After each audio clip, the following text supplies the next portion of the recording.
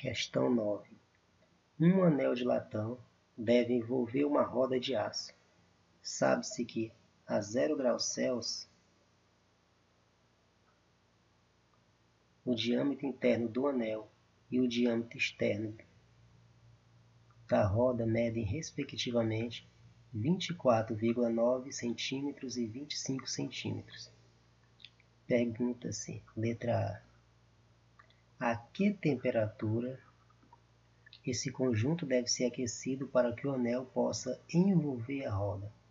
Primeiramente, já de início, temos que separar a roda do anel para distinguir bem o material de que é feito cada um. O anel é feito de latão e a roda feita de aço. Como é dado abaixo, o coeficiente de dilatação do latão, alfa, é 1,9 vezes 10 elevado a menos 5 graus Celsius a menos 1. E o coeficiente de dilatação do aço, também dado ao final da questão, é 1,08 vezes 10 elevado a menos 5 graus Celsius a menos 1. Como ele quer saber a temperatura a qual a roda e o anel vão encaixar perfeitamente, e há uma diferença entre o diâmetro interno e externo de cada uma, temos que levar em conta que esse diâmetro nada mais é do que o comprimento inicial que iremos usar. Então, o comprimento inicial do anel é 24,9 centímetros. E o comprimento inicial do diâmetro da roda, 25 centímetros. Podemos observar que há uma diferença entre o diâmetro de um e outro de exatamente 0,1 centímetro. Basta subtrair o diâmetro da roda do anel,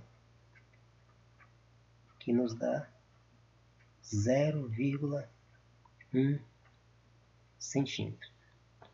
Se a diferença entre os dois diâmetros é 0,1 centímetro, ou seja, da roda tem 0,1 centímetros a mais do que o diâmetro do anel, então a temperatura a ser atingida tem que ser de tal maneira que haja uma compensação entre o diâmetro do anel em relação à roda, ou seja, a dilatação linear do diâmetro do anel menos a dilatação linear do diâmetro da roda, tem que haver uma diferença exata de 0,1 centímetros.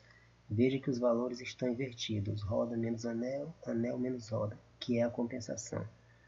Como já sabemos que a dilatação linear é dada pelo produto entre o comprimento inicial, o coeficiente de dilatação e a variação de temperatura, basta substituir essa relação na expressão determinada. Então vamos ter para o anel comprimento inicial, coeficiente de dilatação e variação de temperatura, menos, aí para a roda da mesma maneira, comprimento inicial, coeficiente de dilatação e variação de temperatura. Essa diferença tem que dar 0,1. Basta agora substituirmos os valores. O diâmetro inicial do anel é 24,9. Coeficiente de dilatação linear do anel, já que é feito de latão, é 1,9 vezes 10 a menos 5 vezes ΔT. Mas quem é ΔT? Como? Fazendo um rascunho aqui ao lado,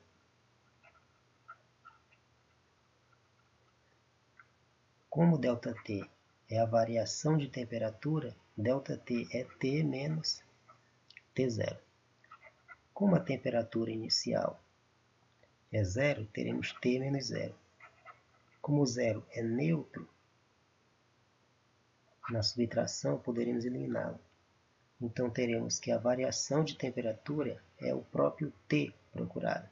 Então, por simplicidade, no lugar de ΔT, vamos colocar apenas T, menos, para a roda, o diâmetro é 25, o coeficiente de dilatação da roda, que é feito de aço, é 1,08 vezes 10 a menos 5, vezes o ΔT, que é T. Isto igual a 0,1. Basta agora fazermos as multiplicações. 24,9 por 1,9 e 25 por 1,08. 24,9 por 1,9 dá 47,3. Vezes 10 a menos 5, vezes T. 25 vezes 1,08 nos dá 27. Vezes 10 a menos 5, vezes T igual a 0,1. Podemos ver que agora há uma parte em comum entre os dois termos, que é 10 a menos 5t. Ou seja, podemos subtrair 47,3 de 27, o que nos dá como diferença 20,3. E repetimos a parte comum, 10 a menos 5t. Isto igual a 0,1. Como 0,1 tem uma casa depois da vírgula, podemos colocar em notação científica para facilitar. Então teremos 20,3 vezes 10 a menos 5t igual a 1 vezes 10 a menos 1, que é justamente essa casa. Como 10 a menos 5 tem um expoente negativo, se levarmos para o segundo, este expoente fica positivo. Então teremos 20,3t igual a 1 vezes 10 a menos 5, juntamente com 10 a 5, que se tornou positivo. Então teremos 20,3t igual a 1 multiplicado pelas duas potências de 10. Como a base é a mesma, conserva a base e subtrai os expoentes. No caso, somar vai ser subtração, porque os sinais são diferentes. 5 menos 1, 4.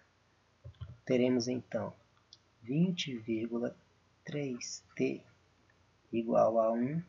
Como temos 10 elevado a 4, podemos acrescentar 4 zeros ao lado do 1, ao invés de repetir a potência de 10.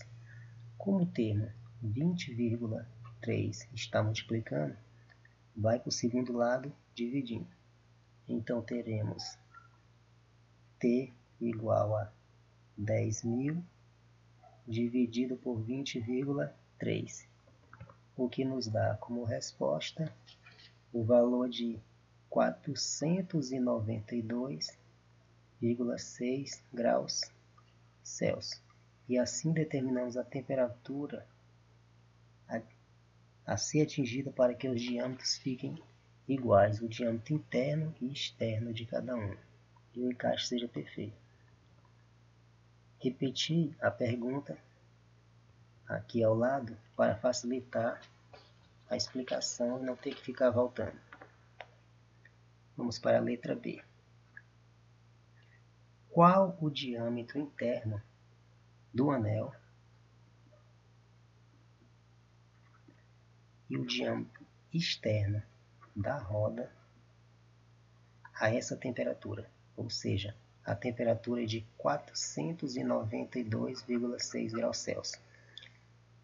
Como já fizemos a análise na letra A, esses dois diâmetros serão iguais, já que vai haver o encaixe dos dois. Ou seja, podemos calcular um e calcular o outro, que vai dar o mesmo valor. Então vamos nos limitar a calcular apenas o primeiro ou o segundo. Vamos optar pela roda. Ou seja, se os diâmetros serão iguais, isso implica dizer que o comprimento final da roda será igual ao comprimento final do anel, no caso, me referindo ao comprimento do diâmetro.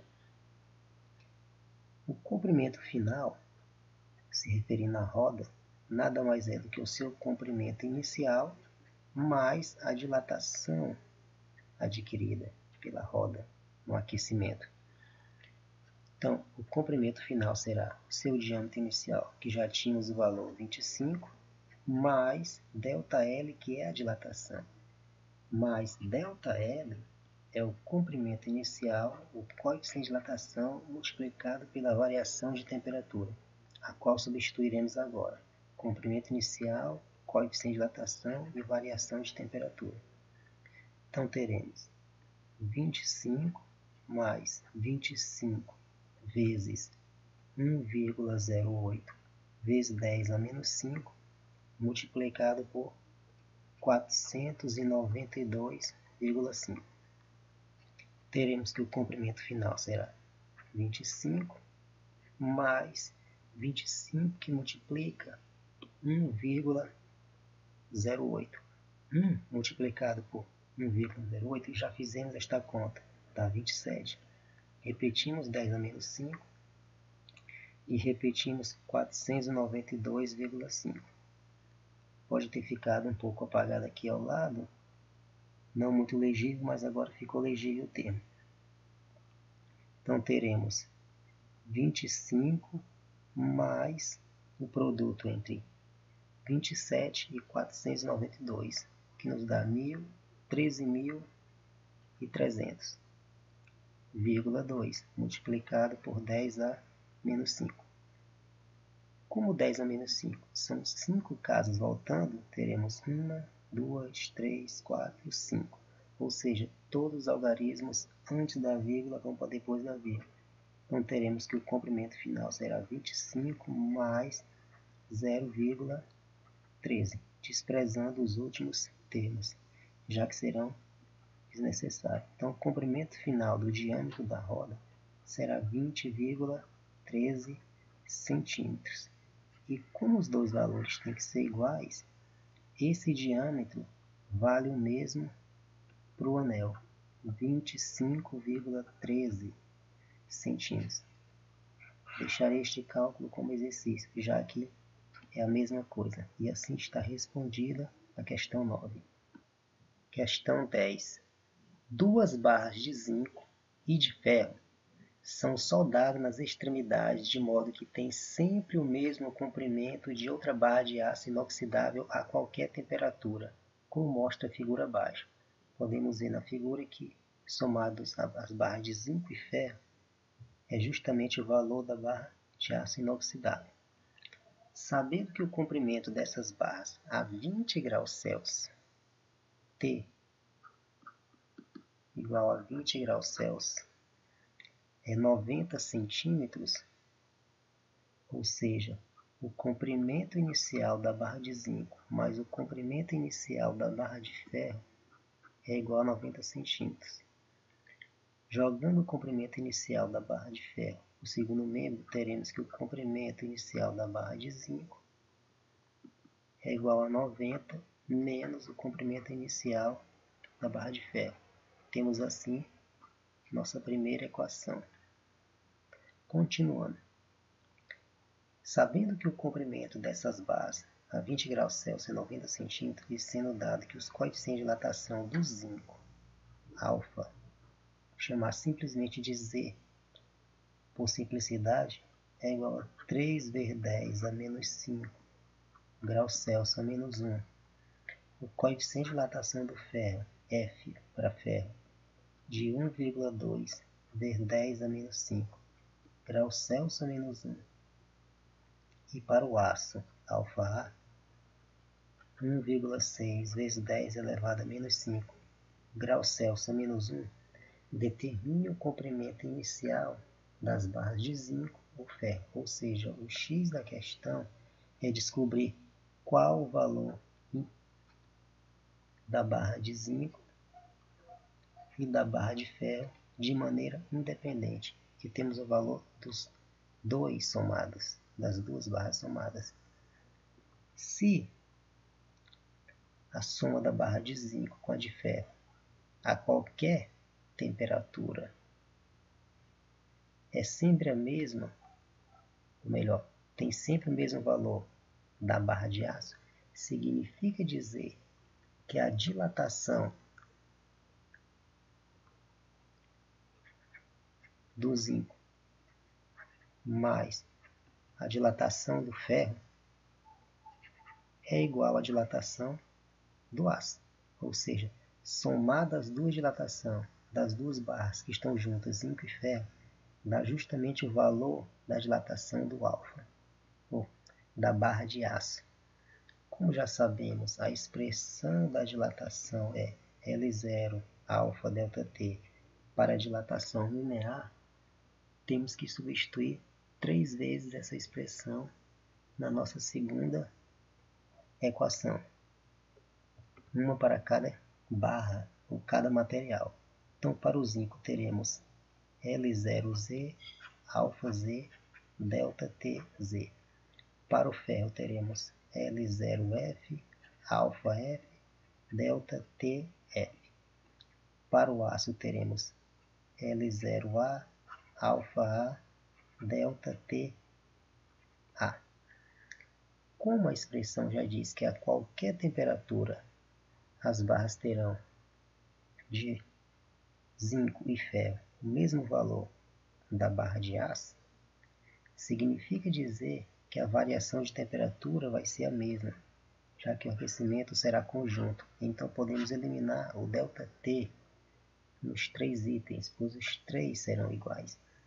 Então isso nos sobra como L0Z, alfa Z, mais L0F, alfa F, igual a L0A, alfa A, depois de eliminar a variação de temperatura. Agora podemos substituir os valores correspondentes. Como os valores da barra de zinco e ferro não são determinados, vamos repetir estes termos e substituir os coeficientes de dilatação. Para o zinco temos 3 vezes 10 a menos 5, mais repete-se o comprimento da barra de ferro e o seu coeficiente de dilatação é 1,2 vezes 10 a menos 5 igual o coeficiente de dilatação do aço, 1,6 vezes 10 a menos 5 multiplicado pelo comprimento da barra de aço. Como a soma das duas barras de zinco e ferro é 90, que é justamente o comprimento da barra de aço, ou seja, se a soma dessas duas é 90, voltando aqui na situação inicial, esse é justamente o comprimento inicial da barra de aço. Até que eu coloquei aqui invertido, vou apagar e retornar aqui essa expressão. O comprimento inicial da barra de aço é 90 e o coeficiente de dilatação 1,6 vezes 10 a menos 5 para o aço. Podemos ver que temos mais um termo comum, o 10 a menos 5, os dois lados, que podemos também eliminar. Isso nos dá como sobra L0 para o zinco, que vai dar 3L0Z mais 1,2 multiplicado pelo comprimento inicial do ferro, igual a 90 multiplicado por 1,6. Podemos eliminar a vírgula com zero, então teremos 9 que multiplica 16, que nos dá 144. E assim temos nossa segunda equação. Como já tínhamos uma equação inicial, que era L0Z igual a 90 menos L0F, podem verificar lá no início, podemos substituir a primeira equação na segunda e assim obter 3 vezes L0Z, que é justamente o que temos na segunda ou na primeira equação. Então ficará 90 menos L0F mais 1,2 o comprimento inicial da barra de ferro igual a 144. Fazendo a propriedade, a multiplicação distributiva, teremos 3 que multiplica 90, 270.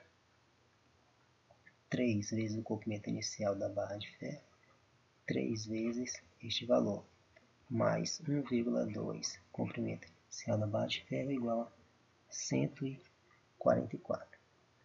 3 negativo e 1,2 positivo, que é o termo comum, para a barra de ferro. Isso vai dar um valor, levando em conta que o sinal maior é do 3, fica negativo. 1,8 vezes o comprimento inicial da barra de ferro, igual a 144. E o termo 270 vai para o segundo membro. Então fica menos 270. Teremos menos 1,8, comprimento inicial do ferro, igual a menos 126. Multiplicando por menos 1, isto nos dá 1,8, comprimento inicial do ferro, igual a 126.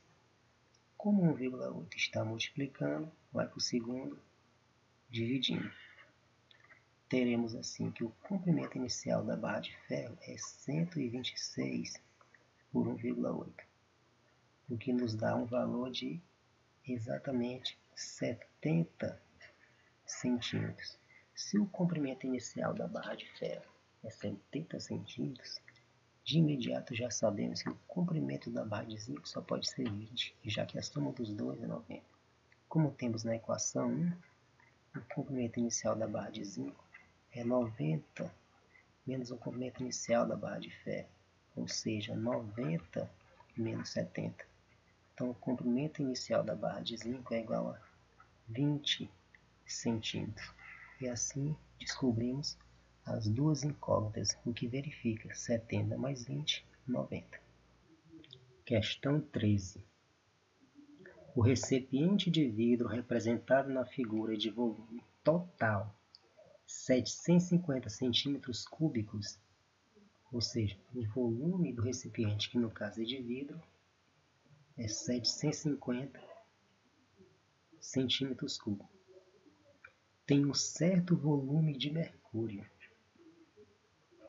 ou seja, não sabemos o valor. Isto a uma temperatura de 0 graus Celsius, de tal forma que o volume vazio permanece constante a qualquer temperatura.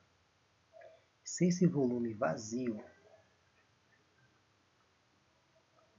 é constante, significa dizer que a dilatação que vai ocorrer será igual tanto para o vidro como para o mercúrio, de tal forma que o volume vazio permanece constante a qualquer temperatura, ou seja, para ΔT teremos uma variação ΔV, mas essa variação vai ser constante, ou seja, independentemente da temperatura, teremos sempre essa diferença, que no caso dará o mesmo valor. Munidos dessa informação, podemos facilmente achar o que se pede. Continuemos. Qual a massa de mercúrio, MHg, contida nesse recipiente? Não sabemos o volume, posteriormente teremos que achar a massa. Dado que o coeficiente de dilatação do mercúrio é igual a 1,8 vezes 10 a menos 4 graus Celsius a menos 1. E o coeficiente de dilatação do vidro é 1,2 vezes 10 a menos 5 graus Celsius a menos 1. E a densidade do mercúrio é 13,6 gramas por centímetros cúbicos. Com estas informações é possível determinar a massa. Basta lembrarmos que a densidade nada mais é do que a massa dividido pelo volume. Como queremos encontrar a massa, precisamos de duas informações: a densidade, a qual já é dada na questão, mas ainda falta-nos uma informação, que é o volume. Mas esta informação será encontrada justamente aqui, por essa dica do início da questão. Como temos um certo volume no recipiente de 750, que é ocupado por uma certa quantidade de mercúrio, e essa parte vazia é constante, significa dizer que a dilatação volumétrica do mercúrio é igual à dilatação volumétrica do recipiente. E isto possibilita-nos fazer o cálculo. Vamos separar aqui o cálculo dos dados. O mercúrio tem uma dilatação igual ao do vidro. E temos que lembrar que o ΔV, que é a dilatação volumétrica, é o volume inicial vezes o coeficiente de dilatação pela variação de temperatura, semelhante à dilatação linear. A diferença é que estamos trabalhando com volume. Então basta pegarmos a equação 1 e chamar esta de equação 2 e substituir 1, ou melhor, 2 em 1. Substituindo esta definição na 1, teremos o que procuramos. Teremos que para o mercúrio, o volume inicial multiplicado pelo coeficiente de dilatação pela variação de temperatura. O mesmo para o vidro. Volume inicial do vidro, coeficiente de dilatação do vidro e variação de temperatura. A variação de temperatura para os dois é o mesmo. Haja vista que o mercúrio está dentro do recipiente, então o aquecimento é conjunto. Podemos eliminar assim esse termo, ΔT. Sobra-nos o volume inicial do mercúrio, coeficiente de dilatação do mercúrio, volume inicial do vidro e coeficiente de dilatação do vidro. E agora temos apenas que substituir os valores. O coeficiente de dilatação do mercúrio é 1,8 vezes 10 a menos 4. Veja que eu repeti o volume inicial do mercúrio, pois vamos determiná-lo. O volume inicial do vidro é justamente do recipiente, 750. E o coeficiente do material do qual é feito o recipiente, que no caso é vidro, é 1,2 multiplicado por 10 a menos 5. Veja que, desta vez, não podemos eliminar as duas potências de 10, pois são diferentes, mas o 750 há um zero. Eliminando esse zero, podemos descontar uma casa dos 5 e sobra-nos 4. Ou seja, teremos que o volume inicial do mercúrio multiplicado por 1,8 vezes 10 a menos 4 é igual a 75, que multiplica 1,2, que multiplica 10 a menos 4. Veja que descontei um zero com uma casa do 10 a 5. Para igualar as potências e para simplificar os cálculos, eliminar a potência de 10. Temos assim agora que o volume inicial do mercúrio multiplicado por 1,8 é igual a 75 multiplicado por 1,2, que dá 90. Como o termo 1,8 está multiplicando, vai para o segundo membro dividindo. Então teremos que o volume inicial do mercúrio é 90 multiplicado por 1,8, o que nos dá como resposta exatamente o valor de 50 centímetros cúbicos. Como determinamos o volume, que era a informação que nos faltava, podemos agora determinar com facilidade a massa. Logo, a densidade, que é massa sobre volume, será 13,6, que é a densidade do mercúrio. A massa é o x da questão, repete. O volume determinado é 50. Fazendo o produto dos meios, teremos m vezes 1m, 13,6 multiplicado por 50, pequeno erro aqui, teremos exatamente 680 gramas. Para facilitar a multiplicação, você pode eliminar a vírgula com zero. Teremos 136 multiplicado por 50, o que facilita bastante. E assim determinamos a massa de mercúrio procurada, a MHG do mercúrio. Questão 14. Suponha que a piscina da foto abaixo esteja a uma temperatura de 20 graus Celsius e que a figura a seguir represente suas dimensões, que no caso são 1, 10 e 5 metros. Vamos chamar esses valores de A, 1 metro, B, 10 metros e C, 5 metros, por facilidade. Como é uma figura tridimensional, já sabemos da matemática que é só multiplicar as três dimensões, A vezes B vezes C, e achamos o volume.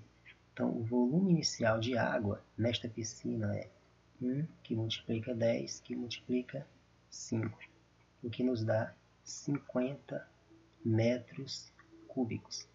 Veja que temos um valor numericamente pequeno, o que daria um pouquinho de trabalho na hora de fazer as contas. Então, para facilitar, vamos fazer assim. Como já sabemos que 1 metro tem 1000 milímetros, para 10 metros e 5 metros, basta multiplicar por 1000 e achamos um novo valor em milímetros. Teremos, no caso, 10.000 milímetros e 5.000 milímetros. Então, teremos que o novo volume em milímetros, o que será o mesmo dos 50 metros cúbicos, apenas numa unidade diferente, será 1000, que é 10 elevado a 3, que são os 3 zeros. 10.000 tem 4 zeros e 5.000, 3 zeros. Então, aqui será 10 elevado a 4 milímetros e aqui 10 elevado a 3 milímetros. Aqui o 5 com 3 zeros, que é o 5.000, será 5 vezes 10 a 4 milímetros. Multiplicando os mesmos valores, ou seja, A vezes B vezes C, teremos 10 elevado a 3 para A, 10 elevado a 4 para B e 5 vezes 10 a 4 para C, o que nos dá 5. Multiplicando as potências de mesma base, teremos 10, 3 mais 4, 7, 7 mais 4, 11. Então, teremos 5 vezes 10 elevado a 11 milímetros cúbicos. Veremos como isso facilita a nossa vida. Continuando, se esse é o volume inicial, quando houver a dilatação, teremos um outro valor para o volume final. Continuando, suponha ainda que a temperatura da piscina se eleve a 30 graus, ou seja, a temperatura inicial é 20 e a temperatura final 30 graus Celsius. Admita que o coeficiente de dilatação da água nesse intervalo de temperatura seja 2 vezes 10 a menos 4 graus Celsius a menos 1 e que a água não evapore, ou seja, vamos desprezar a evaporação da água. Qual a elevação do nível da água que ocorre por causa dessa variação? Temos três dimensões, A, B, C. A, B, C. Quando a água dilatar, ou seja, as paredes laterais serão as mesmas. O que vai acontecer é que a altura da coluna de água na piscina vai se elevar. Então, em termos de dimensões, o valor que vai ser alterado é justamente o A, que é o que chamaremos de altura, para não confundir com o A inicial. Então, este é o termo procurado. Qual a altura do novo volume de água, melhor dizendo, ou seja, a água vai ter uma profundidade maior. Era 1 metro, vai ser 1 metro e um pouquinho a mais devido à dilatação. Ou seja, o B e o C ficarão inalterados, ou seja, a base será a mesma.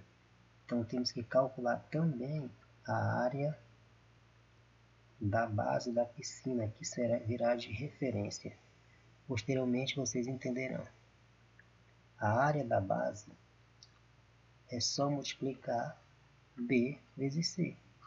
Então, como B é 10 a 4 e o C 5 vezes 10 a 4, teremos que a área da base é A5, as bases são iguais, repete, 4 mais 4, 8.